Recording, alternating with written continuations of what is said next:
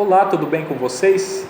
Essa aula é direcionada especialmente aos meus alunos do segundo ano do ensino médio da Escola Estadual Valentim Gentil, devido ao afastamento forçado que todos nós tivemos por conta da epidemia do coronavírus. Então eu quero, através dessa aula, ajudar os alunos a estudarem um pouquinho em casa. E nesse vídeo eu quero falar um pouco sobre o que estudamos até aqui no segundo ano do ensino médio. Até aqui temos analisado a formação da diversidade socioeconômica e cultural que existe no Brasil. Na primeira aula, eu direcionei os alunos para que pesquisassem um pouco sobre as características culturais e socioeconômicas de cada região do Brasil. Eles pesquisaram e depois fizeram uma bela apresentação para os demais colegas e notaram que cada região tem seu próprio jeito de se vestir, de falar, suas festas típicas, suas comidas típicas. E notaram também que cada região tem uma situação socioeconômica diferente da outra. Por exemplo, em algumas regiões, os índices de analfabetismo são mais altos do que em outras. Em algumas regiões, as pessoas em média ganham mais do que em outras. Em algumas regiões, a situação do saneamento básico está melhor do que em algumas outras. Após a percepção dessa diversidade que existe no Brasil, começamos a estudar como essa diversidade se formou. O primeiro passo foi falar sobre os processos de migração. Se pessoas não tivessem saído de seus locais de origem e vindo para cá, o Brasil não existiria. Tudo começa quando nômades começaram a chegar a este território e a ocupá-lo e a formar esse grupo que hoje conhecemos como os indígenas. Muito tempo depois que eles chegaram aqui, vieram os portugueses, lá no finalzinho do século XV, e na sequência, os africanos foram trazidos de forma forçada para cá, fruto da triste escravidão. Um tempo depois, começaram a vir para o Brasil mais portugueses, alemães, italianos, espanhóis, japoneses, uma série de outras pessoas de vários povos diferentes.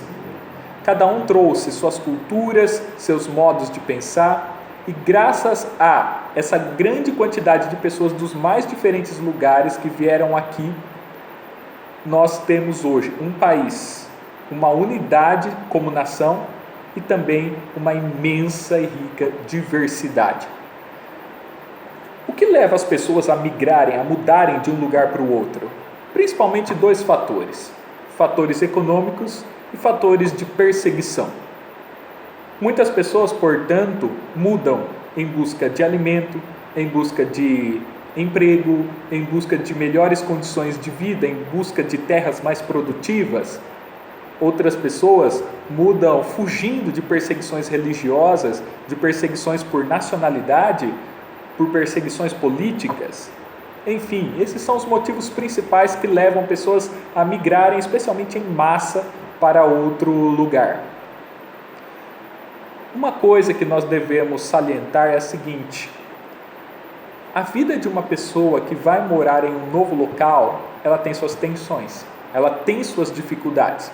Então, na última aula que tivemos, falamos um pouco sobre a situação do estrangeiro. E para isso, utilizamos da obra do sociólogo George Simmel. George Simmel era filho de judeus, nascido na Alemanha. Então, imaginem o que ele sentiu na pele. George Simmel era tratado como se fosse um estrangeiro. Inclusive, teve imensa dificuldade para ser contratado como professor, mesmo sendo um professor brilhante.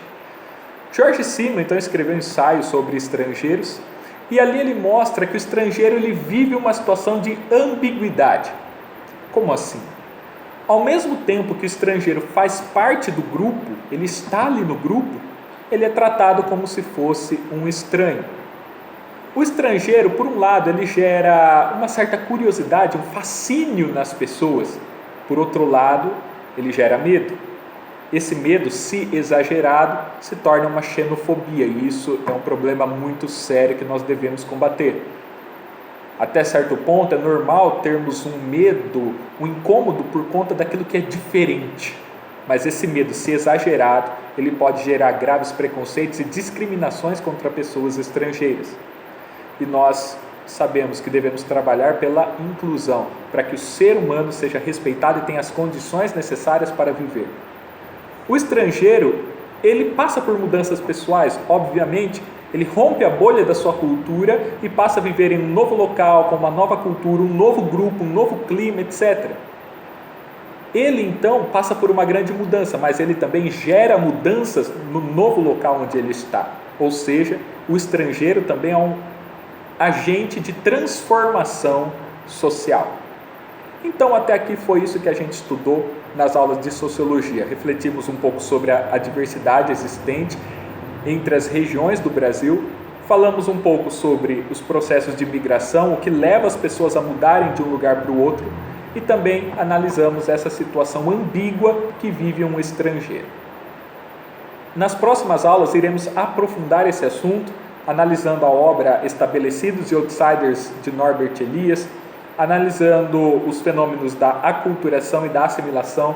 Falaremos sobre as heranças deixadas por portugueses, indígenas e africanos para a Constituição do Brasil. Falaremos como cada região foi se formando de uma forma diferente da outra. Ok? Um forte abraço a todos, bons estudos!